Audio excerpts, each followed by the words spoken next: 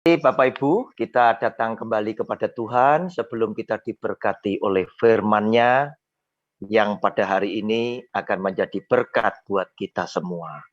Bapa, kami bersyukur jika sebentar kami boleh mendengar akan firman-Mu.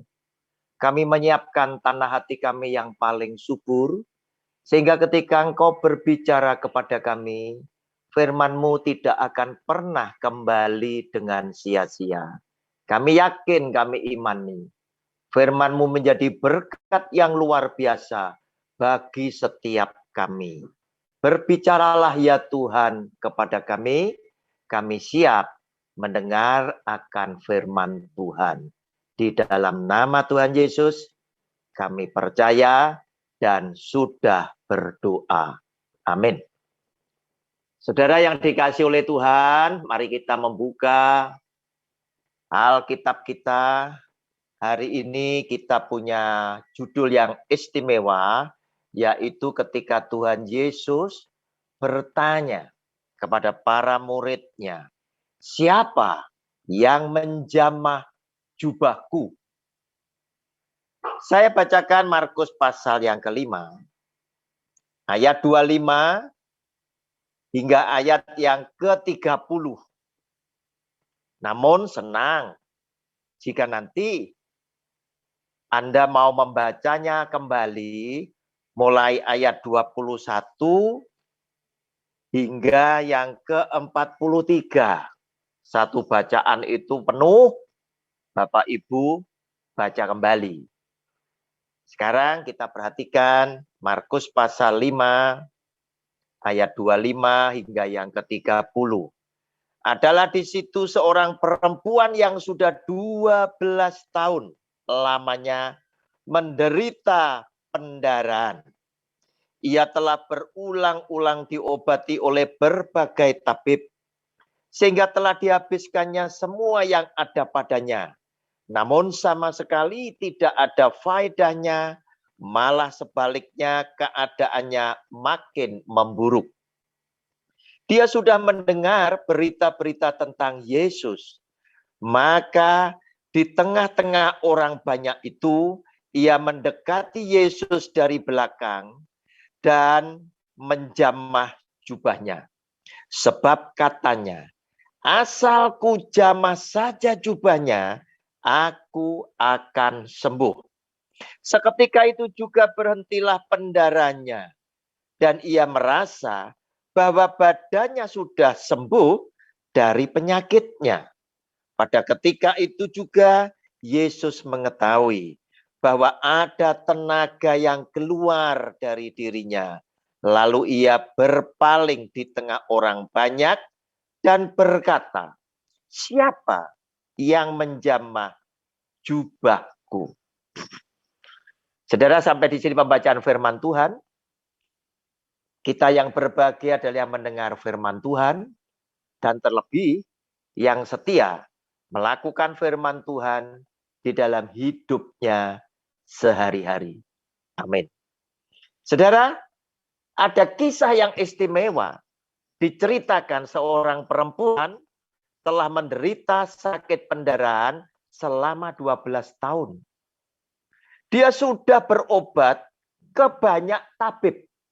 Namun tidak ada hasil. Bahkan hartanya habis. Nah saudara, dia sudah mendengar berita-berita tentang Yesus yang adalah Tuhan. Yang bisa sembuhkan segala macam sakit penyakit. Tetapi untuk mendekati kepada Tuhan Yesus, bukan persoalan yang mudah. Sebab setiap kali Tuhan Yesus bersama para rasulnya,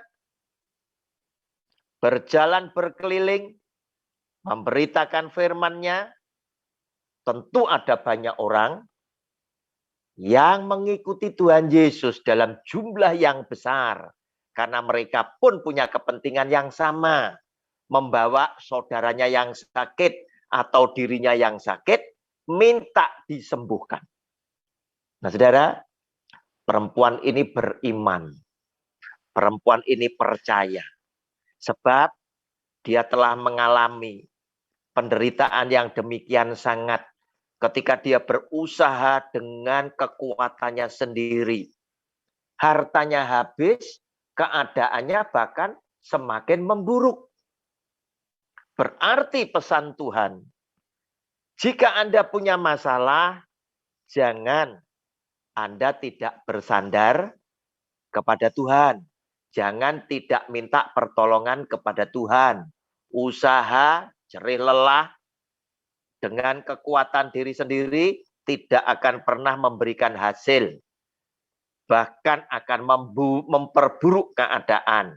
Seperti perempuan ini, keadaannya juga semakin buruk, harta bendanya habis.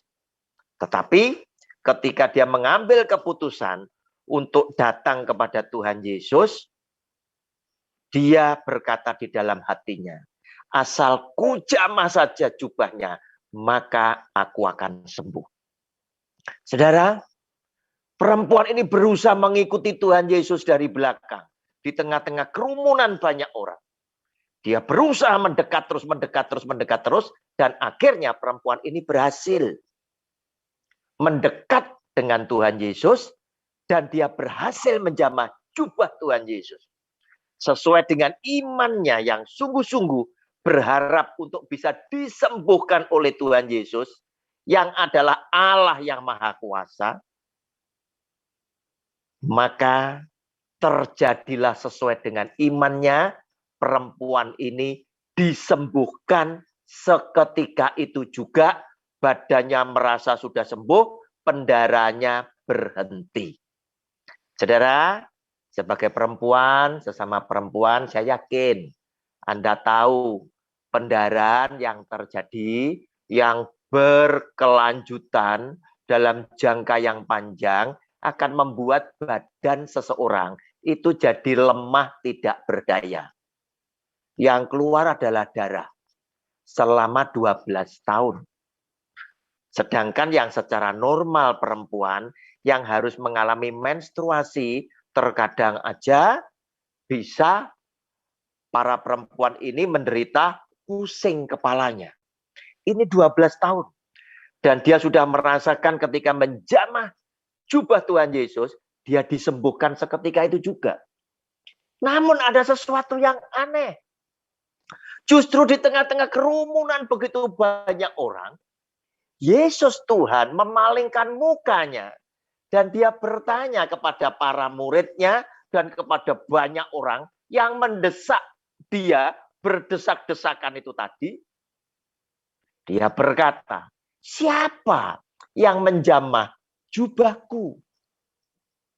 Muridnya berkata kepada Tuhan Yesus, Guru, Anda itu aneh. Lihat orang begitu banyak mengerumuni kita. Mengerumuni engkau Tuhan. Berdesak-desakan, berhimpit-himpitan dengan tubuhmu.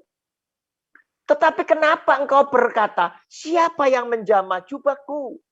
Jelas banyak orang berhimpitan dengan tubuhmu, pikir para rasul. Tetapi dia berkata, zaman yang satu ini berbeda dengan orang yang berdesak-desakan menghimpit tubuhku. Orang yang datang kepadaku tidak punya kepentingan yang serius. Dengan orang yang datang kepadaku punya kepentingan yang sungguh-sungguh serius. Dengan sepenuh hati beriman percaya kepadaku. Berbeda dampak yang aku alami. Yesus Tuhan berkata di dalam ayat yang ke-30. Pada ketika itu juga Yesus mengetahui bahwa ada tenaga yang keluar dari dirinya. Ada kuasa yang keluar dari dirinya. Yaitu ketika seseorang menjamah dia, ketika seseorang berdoa dengan sungguh-sungguh, ketika seseorang memohon belas kasihan kepada dia dengan sungguh-sungguh, percaya 100% dengan kesungguhan hati, maka kuasa dari Tuhan Yesus, tenaga dari Tuhan Yesus, itu keluar dari tubuhnya. masuk ke dalam orang yang membutuhkannya. Dan mukjizat kesembuhan, mukjizat pertolongan itu akan terjadi. Saudara, oleh karena itu, jangan pernah merasa takut saat engkau punya masalah, saat engkau punya sakit, saat engkau punya beban yang begitu berat. Kita punya Tuhan yang namanya Yesus Kristus.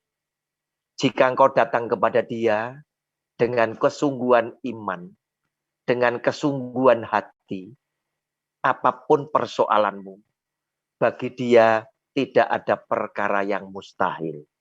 Engkau tinggal mencurahkan segala isi hatimu, dan belas kasihan Tuhan akan turun di dalam dirimu dan di dalam kehidupan keluarga dan rumah tanggamu. Saudara, ada seorang yang namanya Pak Wiwit. Istrinya biasa dipanggil Mbak Tias. Jin kenal karena Pak Wiwit dan Mbak Tias akhirnya bersama keluarganya, bersama dengan teman-teman yang lainnya, ikut bersama saya melayani Tuhan ke kota-kota sekitar kota Kediri, tempat saya tinggal di sana. Saya sempat beli satu kendaraan minibus yang bisa angkut 15 orang, baru dari karoseri di Magelang, New Armada. Di belakang bus itu masih ada mobil saya dan satu mobil tim saya yang lain. Kode dari Minggiran. Demikian Pak Karmen, biasa dipanggil dengan teman-teman dengan panggilan kode. Nah saudara, kami keliling memberitakan firman Tuhan sesuai dengan jadwal. Saya diundang memberitakan firman Tuhan setiap minggu. Nah saudara, sebelum saya kenal dengan Pak Wiwit, datanglah seorang yang namanya Pak Rudi, seorang guru SMP. Dia datang ke saya minta tolong, saya datang mendoakan anaknya Pak Wiwit yang namanya Riko.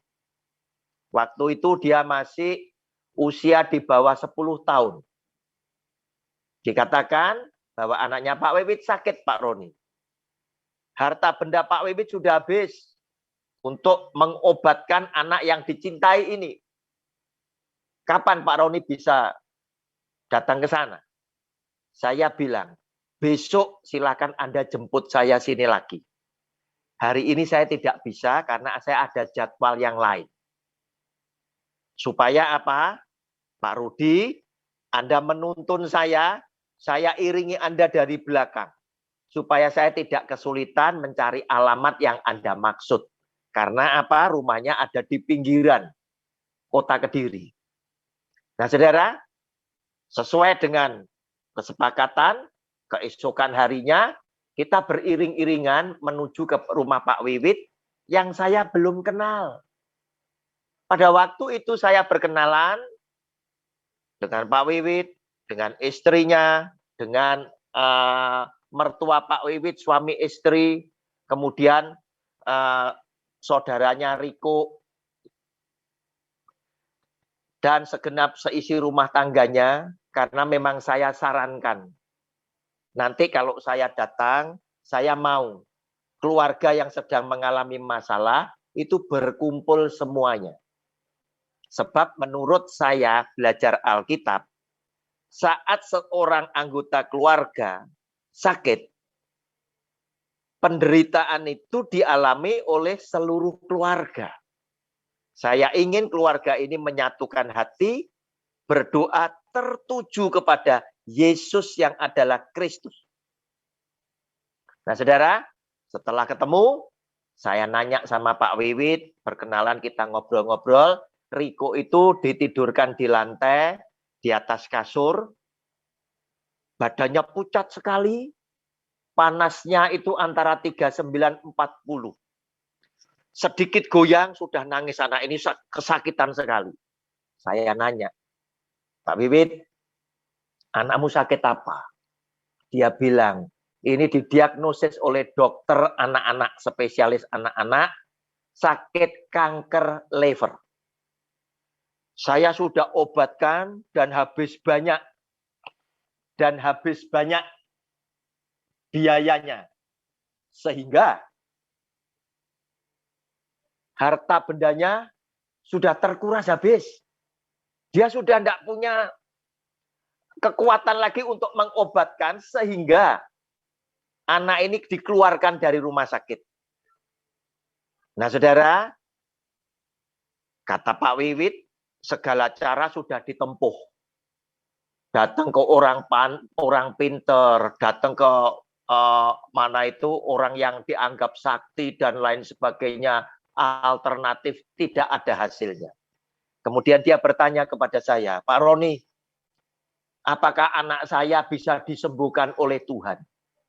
Saudara, sebagai anak Tuhan yang saya dipakai oleh Tuhan melayani dia, saya berkata, jika Tuhan berkenan, maka Yesus yang adalah Tuhan, bagi dia tidak ada perkara yang mustahil. Semudah dia membalik tangan, demikian pula anakmu bisa disembuhkan oleh dia. Wah, mereka senang. Tetapi saya berkata sama mereka, Anda harus mengikuti petunjuk Alkitab. Anda ketemu saya mendoakan. Tetapi yang punya masalah bukan saya. Yang punya masalah adalah Anda sekeluarga. Berarti Anda sekeluarga harus rajin berdoa kepada Yesus yang adalah Kristus. Yang adalah Tuhan dan Juru Selamat satu-satunya. Mereka berkata, waduh Pak Roni, kami ini kan tidak bisa berdoa. Nah, ini problemnya orang itu biasanya berdoa tidak bisa. Saya ngomong, saya tidak percaya orang tidak bisa berdoa. Tetapi saya tahu terkadang orang ngomong itu dengan susunan kata-kata, membentuk kalimat yang kurang enak didengar. Silakan nanti kamu mulai belajar berdoa, setiap orang mengeluarkan suara. Sebab apa? Ketika anakmu sakit, Anda sebagai orang tua, Anda sedih tidak? Oh ya, kami sedih sekali. Berarti Anda ikut punya masalah. Ketika Riko sakit, saudaranya sedih tidak? Kakaknya bilang, saya sedih Pak Roni. Anda ikut berdoa. Ketika Riko sakit, kakek neneknya sedih tidak? Oh jelas ini cucu yang kami cintai, kami sedih. Kalian ikut berdoa. Supaya apa? Doa kalian yang disatukan nanti datang sampai ke hadirat Tuhan, didengar oleh Tuhan Yesus, maka belas kasihan Kristus turun, Riko anakmu disembuhkan oleh dia. Saudara, oleh karena itu mulai saya ajar, mulai saya injili. Nah, setelah tiba saatnya, saya membuka di dalam doa lebih dulu. Sudah saya tentukan. Saya membuka dalam doa lebih dulu. Habis itu giliran Pak Wiwit sebagai papahnya, Mbak Tia sebagai mamahnya, kakeknya, neneknya, saudaranya, kembali saya tutup di dalam doa. Selanjutnya, setelah nanti selesai saya pulang, Anda setiap hari harus berkumpul mengelilingi Riko, berdoa kepada Yesus yang adalah Tuhan. Nah, saudara, setelah saya berdoa, singkat kata saya ajar, saya pulang. Mereka bisa berkata-kata dengan bahasa anak-anak. Karena memang Pak Wiwit belum jadi Kristen sungguhan, masih kiri kanan. Sehingga juga datang ke dukun dan lain sebagainya. Nah, saudara, seperti biasa ketika saya melayani seseorang, saya selalu memantau hingga tuntasnya seseorang dari masalah.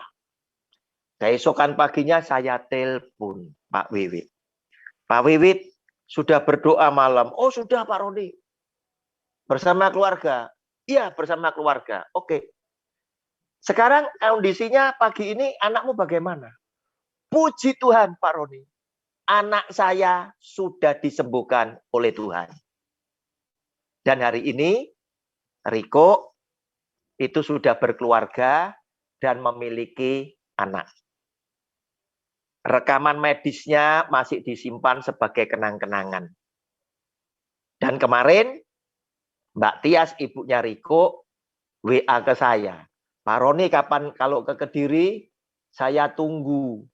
Anda mampir ke rumah, saya kangen ngobrol lagi dengan Pak Roni. Saya janjikan, saya usahakan ketika saya pulang ke Kediri, saya mampir ke rumahmu. Nah saudara, kenapa saya harus mengajar mereka untuk berdoa semuanya? Yang pertama, saya tidak ingin terjebak untuk mencuri kemuliaan Tuhan.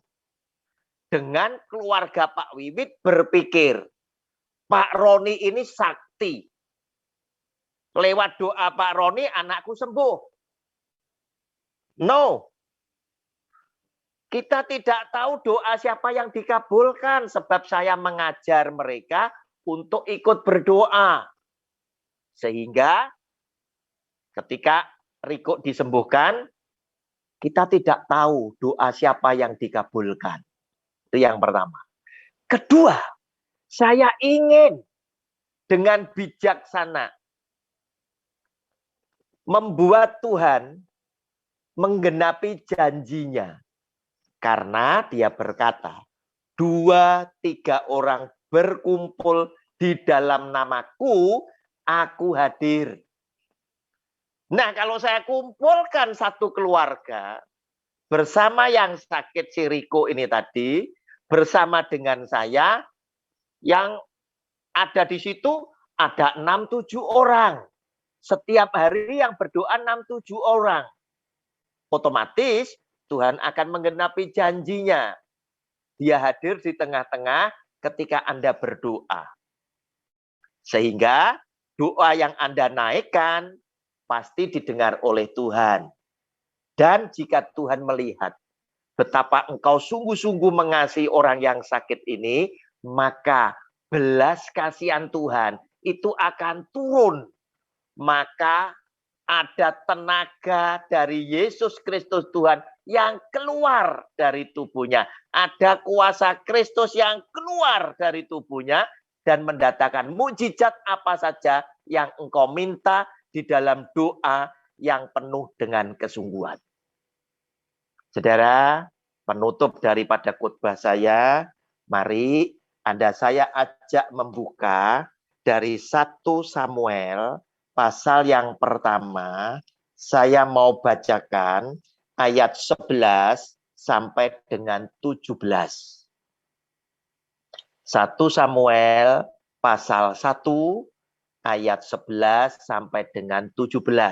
Supaya Anda yakin bahwa orang yang datang kepada Kristus dengan kesungguhan itu akan mendapat belas kasihan Tuhan karena ada kuasa yang keluar dari dirinya, ada tenaga yang keluar dari dirinya, karena Anda berhasil menarik belas kasihan Kristus turun dalam hidupmu, maka pertolongan dan mukjizat Tuhan akan terjadi. Demikian bunyi firman Tuhan. 1 Samuel 1 ayat 11 sampai 17. Kemudian bernasarlah ia, katanya, Tuhan semesta alam, jika sungguh-sungguh engkau memperhatikan sengsara hambamu ini dan mengingat kepadaku dan tidak melupakan hambamu ini, tetapi memberikan kepada hambamu ini seorang anak laki-laki, maka aku akan memberikan dia kepada Tuhan untuk seumur hidupnya, dan pisau cukur tidak akan menyentuh kepalanya.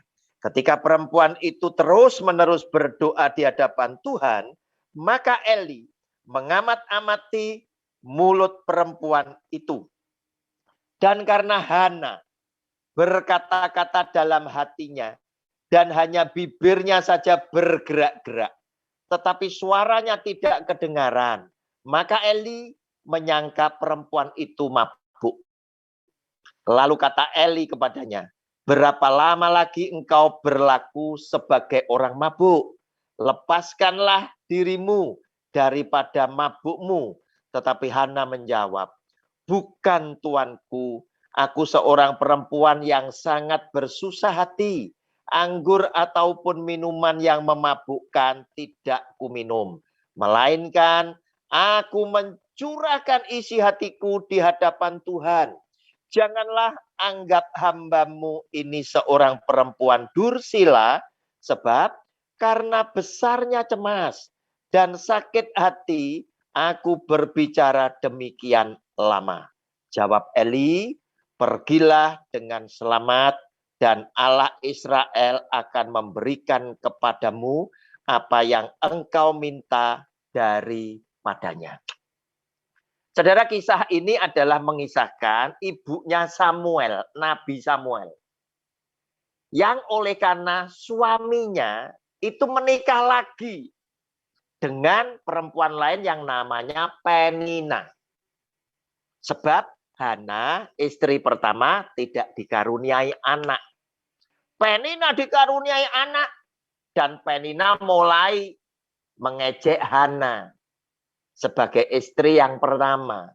Maka disitulah Hana merasa sakit hati. Susah sekali. Sepertinya dia menjadi seorang perempuan yang tidak sempurna. Karena tidak bisa memberikan keturunan kepada Elkana sebagai suaminya. Maka datanglah dia ke bait Allah. Dia berdoa. Imam besar Eli menyaksikan. Dikira oleh imam besar Eli, Hana ini sedang mabuk. Ternyata tidak. Dia berkata, karena susahnya hatiku, aku mencurahkan isi hatiku. Aku curhat kepada Tuhan. Sehingga aku harus berkata dengan Tuhan, demikian lamanya. Saudara, apa yang dikatakan oleh dia? Dia menasarkan.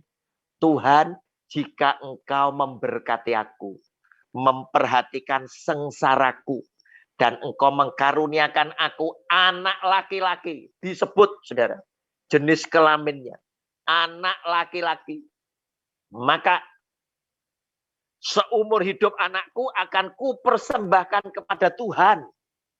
Dan sebagai bukti nasarku ini tadi, maka anak ini jadi nasir Allah. Nasar jadi nasir Allah. Yaitu anak yang dijanjikan. Yang sudah dipersembahkan secara khusus kepada Tuhan sebelum ada dalam kandungan ibunya. Dan tanda kenasiran selalu ditandai dengan pisau cukur tidak akan mengenai kulit kepalanya, tidak akan mengenai rambutnya. Sama seperti Simpson. Rambutnya tidak boleh dipotong. Demikian juga Samuel ketika lahir, berarti Tuhan mengabulkan doa Hana. Oleh Hana setelah pisah susu. Setelah anak ini sudah tidak perlu ASI lagi, itu dihantar ke bait Allah, dipersembahkan kepada Tuhan, sesuai dengan nasarnya Hana kepada Tuhan, di bawah bimbingan Imam Eli di dalam bait Allah. Selanjutnya, berturut-turut Hana mendapatkan keturunan, yaitu adik daripada Samuel. Saudara, lewat pemberitaan firman Tuhan ini, kita tidak perlu khawatir, kita tidak perlu takut. Setiap orang hidup punya persoalan masing-masing. Sebesar apapun Anda punya persoalan, seberat apapun pergumulanmu, ada jalan keluarnya. Jika engkau datang kepada Yesus yang adalah Kristus, engkau pun akan mendapatkan belas kasihan Tuhan turun atas hidupmu dan mukjizat terjadi di dalam kehidupanmu. Tuhan Yesus memberkati keluarga saudara dan keluarga saya. Amin.